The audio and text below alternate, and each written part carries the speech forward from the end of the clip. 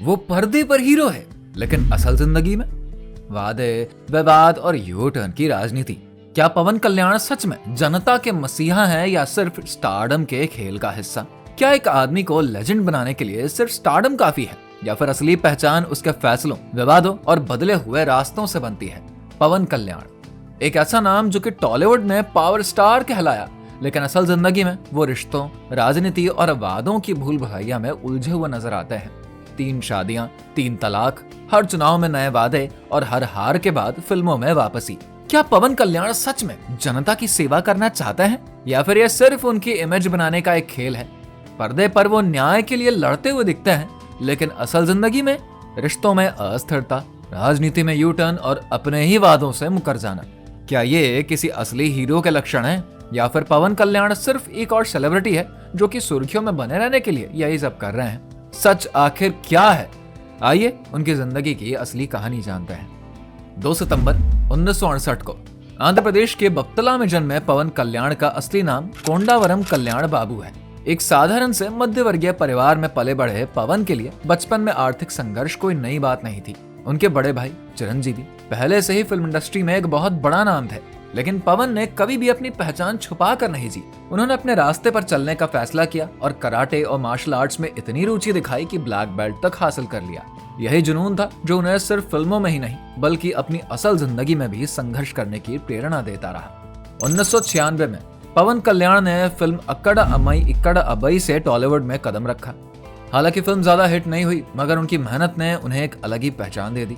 लोग उन्हें चिरंजीवी के भाई के तौर पर ही जानते थे, लेकिन पवन ने यह टैग खुद से हटाने का ठान लिया। 1998 में आई फिल्म ठोली प्रेमा उनके करियर का टर्निंग पॉइंट साबित हुआ। इस फिल्म ने न केवल उन्हें एक नए स्टार के तौर पर स्थापित किया, बल्कि राष्ट्रीय पुरस्कार भी दिलवाया। इसके बाद गब्बर सिंह, अट्टर इंकी टिंकी डरेडी और जलसा जैसी ब्लॉकबस्टर फिल्मों ने उन्हें पावर स्टार का खिताब दिलवाया। लेकिन क्या यही उनकी असली मंजिल थी, या फिर उनके जीवन की सबसे दिलचस्प कहानी अब शुरू होने वाली थी? फिल्मों की सफलता के बावजूद पवन कल्याण की निजी जिंदगी भी हमेशा ही मीडिया की नजरों में रही।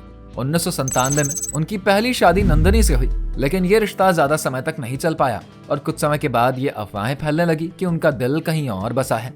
2001 में अभिनेत्री रेणु देसाई के साथ उनके रिश्ते की खबरें मीडिया में आई। दोनों ने लिव इन रिलेशनशिप में रहना शुरू किया और साल 2004 में उनका एक बेटा हुआ।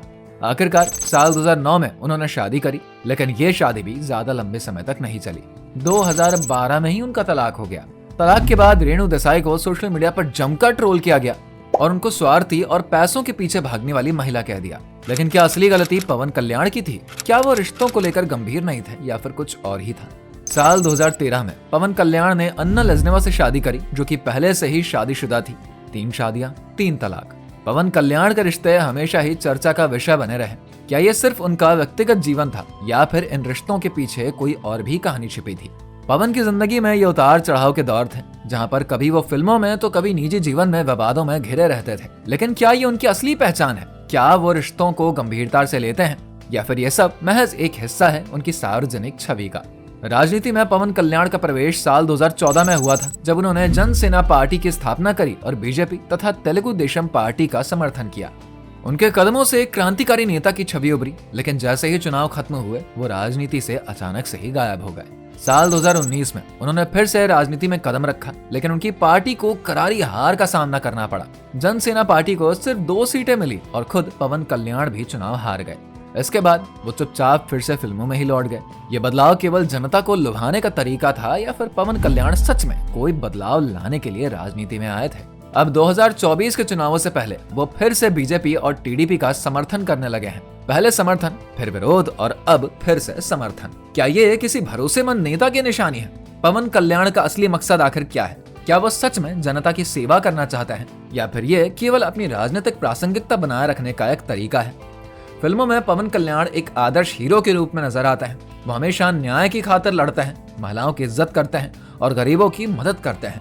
पर्दे पर वो अपने किरदारों में हर हालत में सही का साथ देते हैं, लेकिन असल जिंदगी में क्या पवन कल्याण वही इंसान है जो अपने वादों पर खरे उतरते हैं, या फिर वो बस एक छवि निर्माण का खेल खेल रहे हैं? फिल्मों में पावर स्टार, लेकिन असल जिंदगी में वो अपनी निजी जिंदगी में रिश्तों से मुकर जाते हैं। राजनीति में बार बार यू टर्न ले लेते हैं और हर हार के बाद फिर से नई शुरुआत करते हैं। क्या ये सब सच में जनता की सेवा का हिस्सा है या फिर सिर्फ एक रणनीति है अपनी राजनीतिक और सार्वजनिक छवि को बनाए रखने के लिए? क्या पवन कल्याण एक असली नेता है जो जनता की भलाई के लिए काम करना चाहता है या फिर सिर्फ एक और सेलिब्रिटी है जो कि सुर्खियों में बने रहने के लिए राजनीति का सहारा ले रहे हैं? आपकी राय क्या है? कमेंट करके जरूर बताइए।